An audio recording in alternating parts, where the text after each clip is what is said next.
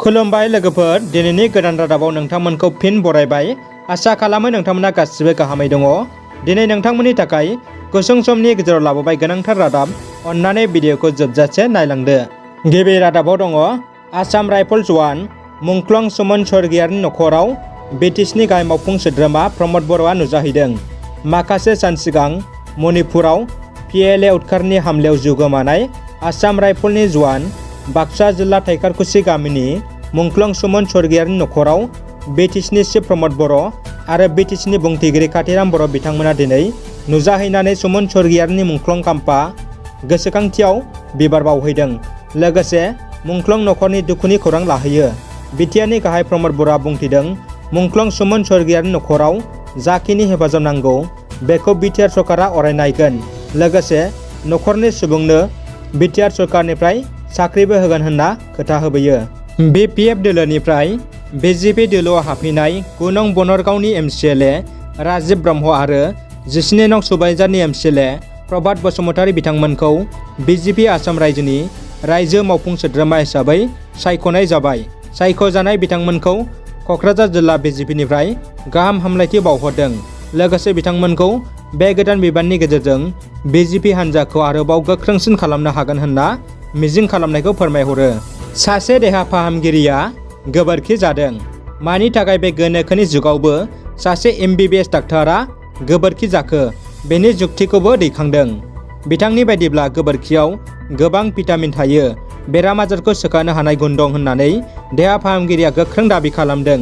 आरोबाव गोबोरखिखौ जानानै भिडिअखौ समाज बिजोङाव फोसावदों। गोबोर जानाय देहा फाहामगिरिखौ डक्टर मनज मिटाल होनना मिथिनो मोननाय जादों।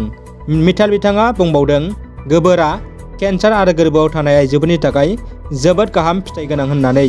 बिनि अनगाबो BJPनि गोबां दैदेनगिरिफ्राबो गोबोरखिखौ गोबां गुन गाहाम होनना दाबि खालामनायखौ जों बयबो नुनो मोनबोदों। दानिया फैदो गुबुन मोनसे खौराङाव। बिटिआर सरकारनि सोलोंथाइ बिफाननि हेफाजाबाव फरायसाफोरनो बेसेन नाङै साइकेल रानदों। बिटिसिनि MCLA पबित्र कुमार बर'नि आखाइजों KB गोजौसिन फरायसालि आरो APJ आब्दुल कालाम हाइ स्कुलाव गोजौ फरायसालिनि थाखो 9-10नि फरायसाफोरनो बेसेन नाङै साइकेलखौ राननानै होयो। साइकेल राननाय हाबाफारियाव फरायसा, फोरोंगिरि आरो दिथागिरिफ्राबो बाहागो लायो। प्रमद बर' खुंनाय बिटिआरनि UPPL BJP सरकारा बर' रायजो राजाफोरखौ थगायनायनि गोख्रों अजद।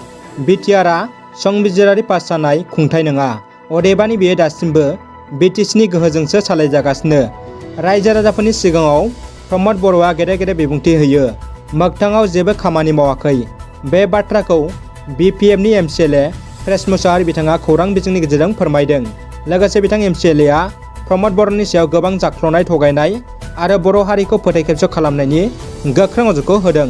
बेबायदि हाबानि थाखाय बिनि फिननायखौ बर' रायजो राजाफ्रा सानसे प्रमद बर'नो होगोन होननानैबो बिथां MCLAआ बुंथियो। दिनै 1.9 रिंगायाव रायजोआव 4.1 रिएक्टर स्केलनि बांग्रिं मावदों। बांग्रिंनि सोमजिनाय थावनिखौ मोजाङै मिथिनो मोननाय जायाखै। बांग्रिं मावनायनि जाहोनाव दासिम जेरावबो जेबो खहा जानायनि खौरां मोननाय जायाखै। आन्दाजै सोमजिनाय थावनिखौ गुवाहाटीनिफ्राय 28 किल'मिटार जानथायनि सोनाब खोला थावनियाव सोमजिदों होनना मिथिनो मोन्दों। बांग्रिंनि गोहोमा आसामजों लोगोसे भुटान, बेंगल, मेघालय आरो माखासे रायजोआवबो मावदों। दानिया फैदो जोबथा खौराङाव। एबसुनि खुंनो लानाय बोसोरसालिया जथुम्मानि अक्ट'खौ सोलायबाय। दुलाराय बर' फरायसा आफादनि 54थि बोसोरसालिया जथुम्माखौ थांनाय 18 नबेम्बर 2020 खालाराव जानानै थांनाय मिरु बिबानगिरिनि मेलनि गेजेरजों आगुनि खालारखौ सोलायनानै फैगौ 2022 मायथाइनि 3, 4 आरो 5 फेब्रुवारियाव खुंफुंनो थाखाय थि खालामफिननाय जाबाय होनना दुलाराय बर' फरायसा आफादनि गाहाय नेहाथारि मानगोनां खनेन्द्र बसुमतारीया मिथिहोयो। रादाबा एसेनोसै लोगोफोर। अन्नानै भिडिअखौ लाइक, कमेन्ट खालाम। लोगोसे हायोब्ला लोगोफोरनो शेयार खालाम आरो नोंथाङा चेनेलाव गोदानै फैदोंब्ला साबस्क्राइब खालामनानै लानो दाबाव। उननि समाव जाहाथे फैनो गोनां गासै भिडिअखौ मोननो हानायनि थाखाय गोजोन्थों।